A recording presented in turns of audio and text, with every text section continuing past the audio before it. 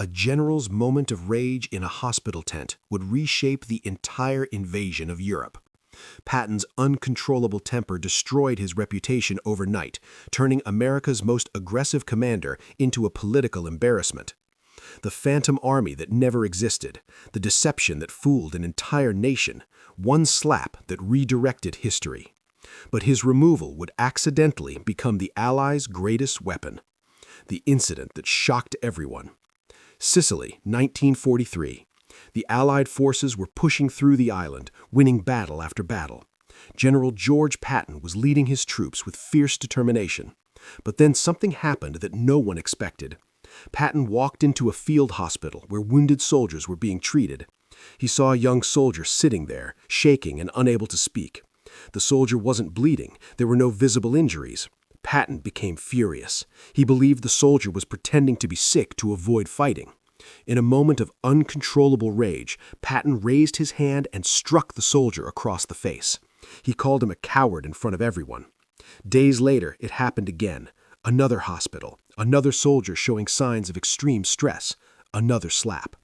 Word spread quickly through the ranks. Soldiers were stunned. Officers were horrified.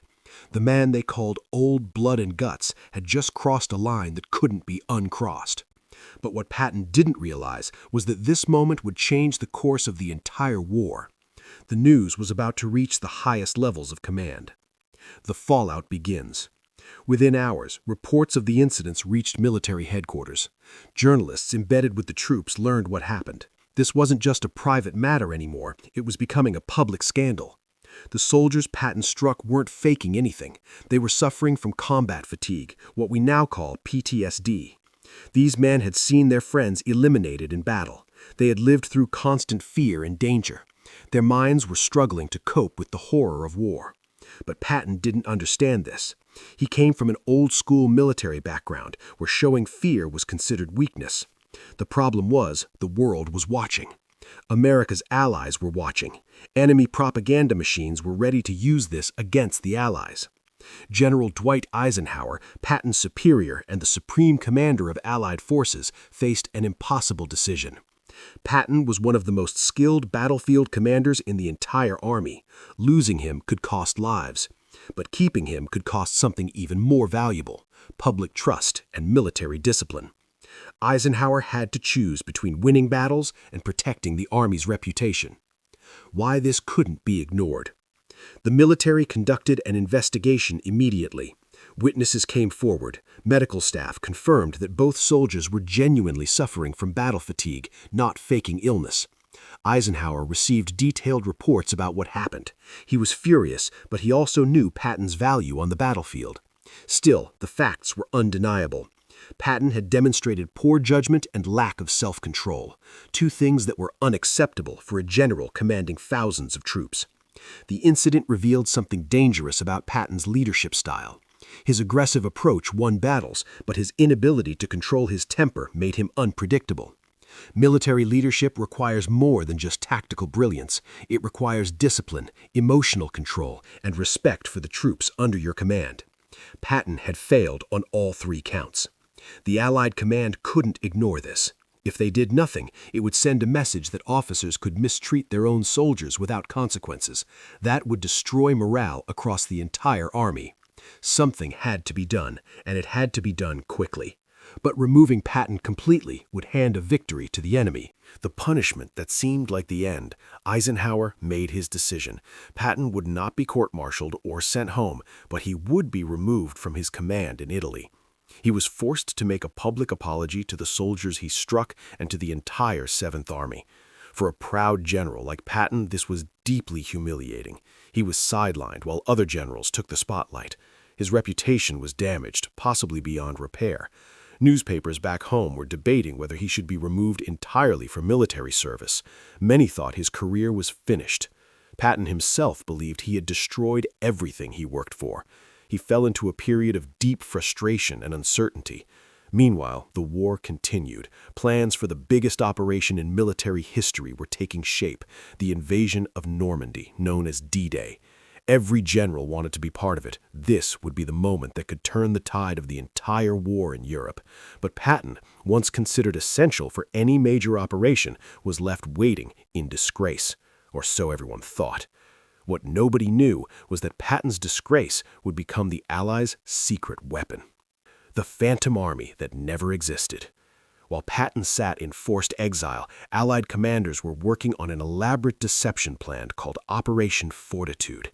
The goal was simple but brilliant: make the Germans believe the D-Day invasion would happen somewhere it wouldn't.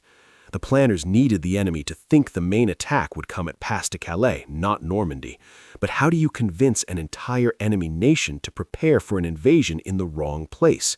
You create a fake army. Not just a small unit, an entire army group that doesn't actually exist. This Phantom Army was called the First United States Army Group. It had fake radio communications, dummy tanks made of rubber and wood, and false supply depots. Everything looked real from the air. But it needed one more thing to be truly convincing: a commander the Germans would believe. It needed someone famous, someone feared, someone the enemy respected as a brilliant battlefield leader. And the Allies knew exactly who that person was. They needed the general everyone thought was finished. The deception that fooled an entire nation. Patton was given command of the Phantom Army. At first, it seemed like another insult, a fake command for a disgraced general, but Allied intelligence knew something important. The Germans feared Patton more than any other Allied commander. They had studied his tactics in North Africa and Sicily. They knew he was aggressive, unpredictable, and extremely effective in battle. German intelligence believed, correctly, that the Allies would never launch their main invasion without Patton leading it. So, when German spies and reconnaissance aircraft spotted Patton in southeast England near Pas-de-Calais, they reported it immediately. The German High Command became convinced if Patton was there, that's where the real invasion would happen. They moved entire divisions to defend Pas-de-Calais. They kept them there even after D-Day began at Normandy. For weeks, German forces remained in the wrong location, waiting for Patton's Phantom Army to attack. This deception was so successful that it may have saved thousands of Allied lives during the actual Normandy invasion. One man's disgrace had become the key to the entire operation's success. Think about the chain of events. If Patton hadn't lost his temper in that hospital, he would have remained in active command. He would have been leading real troops in Italy or preparing for D-Day in a genuine combat role. But then Operation Fortitude wouldn't have worked. The Germans wouldn't have believed the deception without Patton's involvement. They would have correctly guessed that Normandy was the real target. More German divisions would have been waiting on those beaches. The invasion could have failed, or the losses could have been catastrophic. Instead, Patton's moment of anger, the incident that seemed to end his career, accidentally put him in exactly the right place for the Allies' most important deception operation. His removal from Italy wasn't just a punishment, it became a strategic advantage that the Allied commanders used brilliantly. History turned on that single moment of anger. Sometimes the things that seem like disasters become the events that change everything. But Patton's story wasn't over yet. The return and the pattern after D-Day's success, Patton was given real command again. In 1944, he led the Third Army across France with the same aggressive tactics that made him famous. When German forces surrounded American troops at Bastogne during the Battle of the Bulge, Patton's army turned north and broke through to relieve them. He was back, proving his battlefield brilliance once again. But the pattern repeated itself.